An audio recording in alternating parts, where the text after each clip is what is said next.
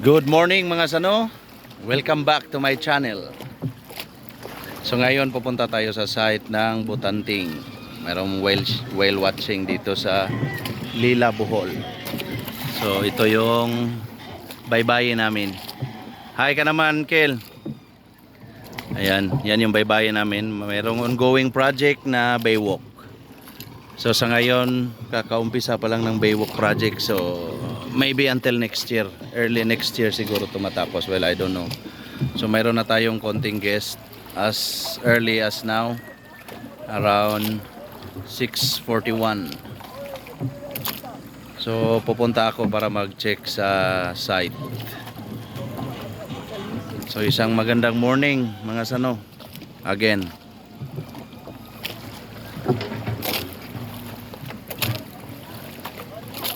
So banayad lang yung yung dagat. So walang alon. So ayan na, nag-uumpisa na sila. Sana sana makakita tayo ng whale. Ayun, oh, yung may ayun. Pero hindi natin makuna ng malapitan.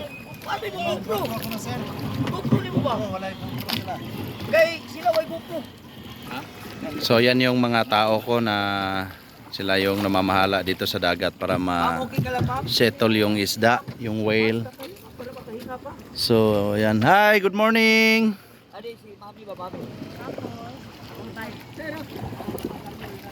Bait yan, mama. Huwag mong ibubugain ka. Tingin ka sa akin, ha. Pag nandito ka ganyan, So ayun yung whale. So hindi natin makuna ng malapitan since hindi ako prepare. So maybe some other time. palabas ganyan. Bug, bug. Ha? Huwag mong ilulunok. Same ka na rin sa whale shark. Ito isa sa mga tao ko. Asa mo ka, Glicerio? Oh, basta mo sunod tubig. Buga, bang, hangin, gawa. Dali. Sige. So ayan, nag-start na yung activity namin. Ayan, lulusong na si ma'am sa tubig. So depende na rin yan sa inyo kung kayo ay lulusong para makita niyo ng malapitan yung whale shark. Dito lang. Dito lang mismo. Ari dapat to. Breathe, breathe. Inhale. Yeah. Ngayon na. So pwede ditong free diving, That may be okay. snorkeling. Nanginginig ka. Hila ko. Papa. Breathe. Ma'am, kailangan sulitin niyo ang araw na to para mag-enjoy kayo at mayroon kayong ma-share sa mga friends niyo back to your place. So yun, na ano yung isa, nasa shock yung isang guest. Hey. Yung nagsasalita is underwater guide namin yan. So makikita niyo pa rin yung whale dito. Next time na tayo pupunta sa mother boat ng malapitan. Okay, when I count to 3, ha. So napakalapit lang dito mga sano. It will take 2 minutes to travel from the shoreline papunta dito sa mismong site namin para makita niyo yung whale shark.